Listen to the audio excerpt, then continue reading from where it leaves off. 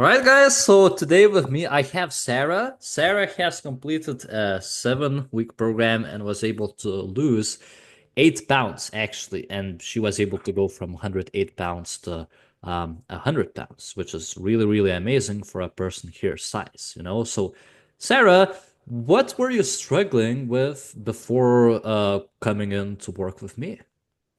Well, I was struggling to lose those 8 pounds that I've been trying to lose for 2 years. Um, well, I really just wanted to get to like 104, but 100 is my wedding weight, so I'm happy that I'm back down to the weight when I got married. Um, yeah, I was struggling to lose the weight, and I knew I needed outside help. Yeah, 2 years. Wow, that's a really long time. And what did you do like during those 2 years? I tried calorie tracking, but I would always put my goal to 1,200 calories because that's what I would type into a calculator and it said I needed. And then I would get starving and have cravings, and Yeah. it would just not be sustainable. So whatever weight I did lose within that time, I'd gain back and then some.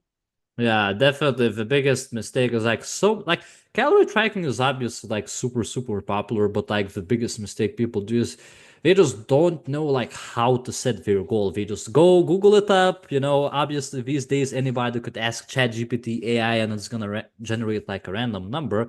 And then like you start doing it and you're like, okay, if you're able to see results, but then what do you do if the results stop coming in as if they're not as fast anymore? What do you do if you start getting hungry, if you start getting restricted? What do you do if you're not seeing results? So again, just because it's calories in, calories out, it also doesn't mean that you can just like start tracking calories, not do any kind of dietary changes, and then get to your goal and be able to maintain it. So Sarah, there are thousands of coaches, gurus, anybody could call themselves, a coach these days. So why did you come to work with me in the first place and why particularly JJ?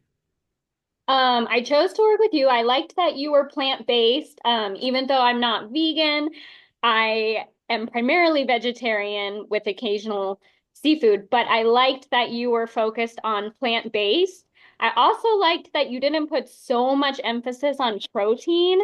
With my mom as a doctor, she's constantly telling me about patients she would see at the university that would have too much protein, and then Yeah. it would hurt their body. And so I liked that you kind of focused on overall health and not just like protein, protein, protein. That's what you need to lose weight. So I kind of liked your guidance and your insight and like where you came from.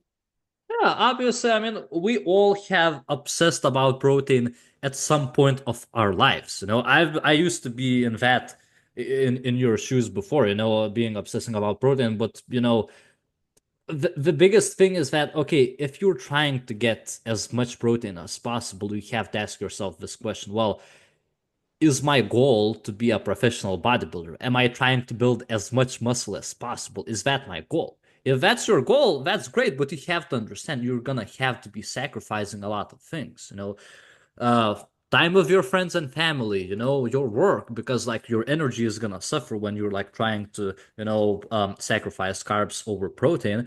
And obviously you'll have to be working out quite a lot. Most people don't want to do that. As you mentioned, most people are trying like just to lose weight, tone up, and just overall feel and look healthier.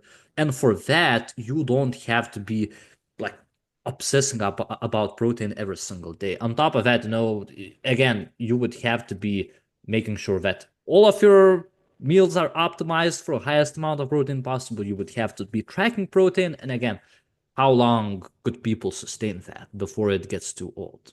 Nobody Mhm. would like to do that. So again, that's why in this program, we're not trying to focus on the highest amount of protein. We're also not trying to neglect protein and just be like, hey, you just eat broccoli and carrots and you'll be fine. Fine. The answer always lays somewhere in the middle, and that's where you're able to be more flexible and see pretty good results. So, Obviously, these days, anybody, as I mentioned, could call themselves an expert, and there are so many coaches who are not able to deliver results. So, Sarah, what were you skeptical about before joining the program? Well, I was definitely skeptical about working with someone through social media. I'm a little older, and so social media, I'm not like too savvy with. I've followed some people passively through social media, but I know working with a coach through social media, I was definitely hesitant with if you were someone I could trust. Yeah. Having that one first initial conversation with you through Zoom definitely gave me the confidence to work with you. Of course. I mean, at the end of the day, it's all about like sitting down. Same thing as a doctor's office. If you want to have a customized program, you have to sit down and talk with a person. A lot of people, in my experience, say, well, JJ, just tell me the price, give me a meal plan, give me a workout plan, and I'll be fine. Well, you have to understand, do you want a cookie cutter approach or do you want something personalized? If you want something personalized, well, then you'll have to sit down with JJ, and JJ will have to figure out for you what are your preferences in terms of your schedule, meals, workouts, all of that stuff. So, Sarah, what ultimately made you decide to join this program? So I decided to join, well, one, because you do come from like a plant-based point of view. You focused mainly on like nutrient dense, showing me the little graph of foods that are going to make you feel full longer, giving me the why of like why I was prioritizing certain foods. And then I also liked how you are kind of like middle of the ground. Like you don't have to cut everything out. You just kind of have to shift your mindset and be flexible. So if you do decide to have that snack in the middle of the day, maybe then you have a salad for dinner. Those kinds of things, changing my mindset, not thinking like one snack or one meal is going to completely throw me off. That really helped.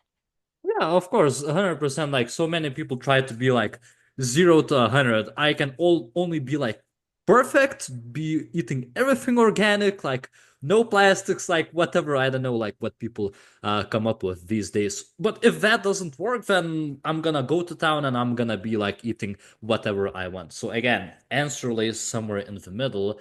And that's why so many people are not able to be successful because, like, if you try to follow some kind of a fad approach, well, again, you got to ask yourself a question: how long do you think you can stick to that? If you can stick to that only for a couple of months, it's not going to change anything because if you go back to your old eating habits, then the results are going to disappear. So, speaking of the results, Sarah, what were you able to get during this program?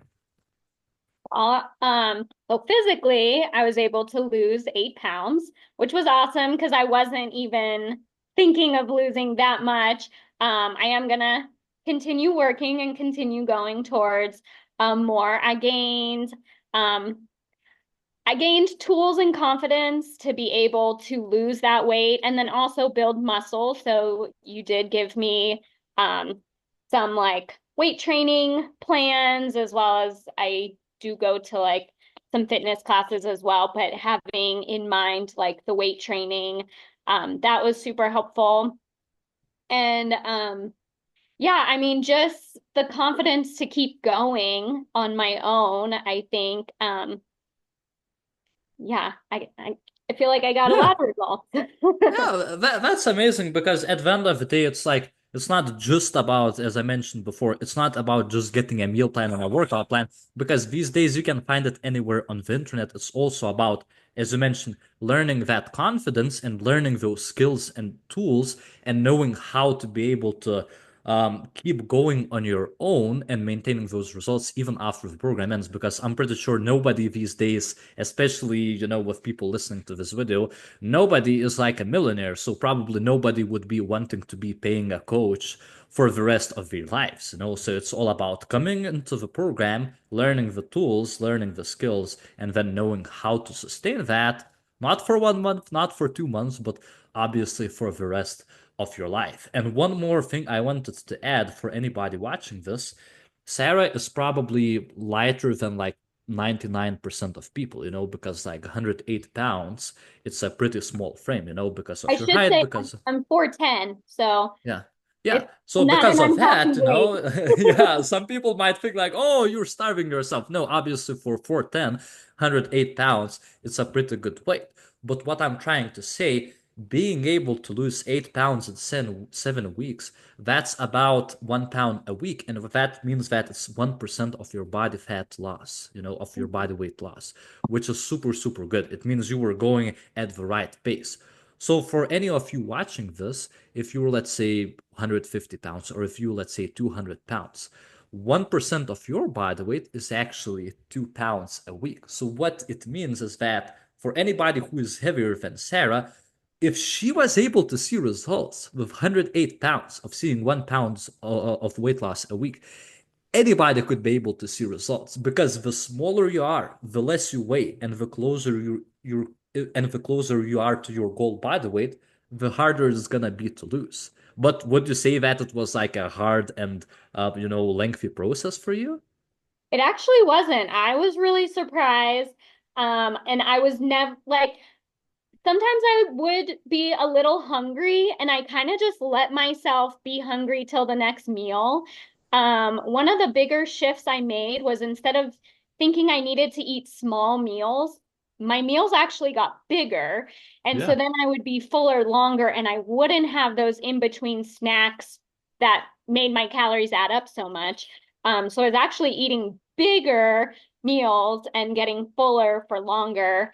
Um, yeah, I mean, my whole mindset in terms of food kind of shifted, and I never really had those cravings that I had before. I constantly was wanting like that piece of chocolate in the afternoon, and instead I was still full from lunch, so I wasn't even going Yeah, for a snack.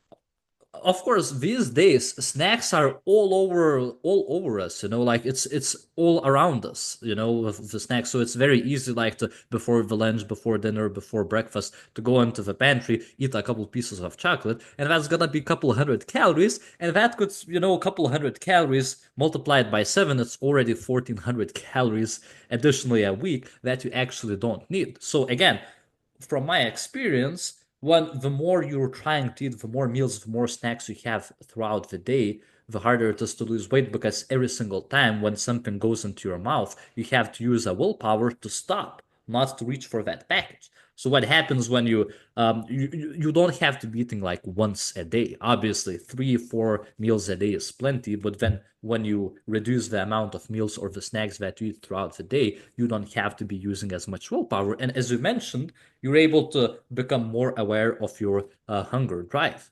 That's also very important. Most people are not aware of that. It's because you eat, you're feeling full, then you wait multiple hours, you start becoming more hungry, and you're like, okay, I'm actually hungry. I can eat a meal again. As opposed to like doing mindless snacking and all of that stuff. So, Mhm. Sarah, what would you say to someone who's on the fence about getting help with JJ? Um, Well, I would say that I felt JJ did a wonderful job taking the time during our video calls to really explain the what and the why about losing weight, gaining muscles, following that nutrient dense diet that is going to make you feel fuller longer and snacking less. Um, and just having that mindset of like, if you go out to dinner, then maybe you have a salad, for dinner the next day, or maybe you don't have as big of a breakfast the next morning, kind of making those small changes that I saw over time made huge differences. And then he does a really good job of, like, in between the video chats, sending little text messages, either of encouragement or of like, oh, I noticed, like, you know, you're you're doing a good job, like tracking your food or staying on track, or wow, you just lost another pound, like that's awesome. So, giving that support and giving that encouragement kind of throughout really, like, helped me stay on track and be like, oh yeah, I am doing a good job. Like, yeah. Yeah, of course. I mean, I would say this is the least that the one-on-one coach should be able to provide, because I talk to some people and like some people say like, well, yeah, I just got a meal plan from my trainer and then I didn't hear back from them like in a month, or like we were doing like weekly check-ins or like whatever. Most of you watching this, you have to understand, you eat every single day. You work out multiple times a week. So if you're checking in only once a week, there are 6 days in between where you could be able to get off track. So usually, from my experience, the more touch points we have, the better the guidance and the easier it is to stay motivated, to be able to stay on track, and then the harder it is to get off track. All right. So again, people listening to this, I hope this has helped you in any way or form. If you are open to getting some help, then again, no pressure. You can comment below this video. You can reach out to me on Instagram via BBM Coach. You can send me a message, and I'll see how I can help. And I'll see you in the next video.